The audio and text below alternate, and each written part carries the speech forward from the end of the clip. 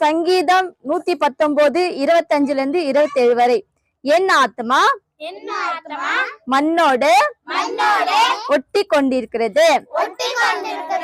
உமது வசனத்தின்படி என்னை உயிர்ப்பியும்.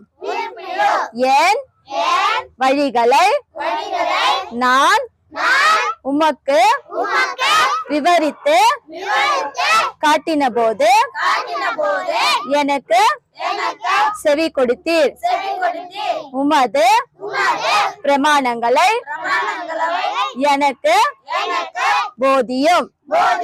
உமது கட்டளைகளின் வழியை எனக்கு உணர்த்தி அருளும். அப்பொழுது உமது அதிசயங்களை தியானிப்பேன்.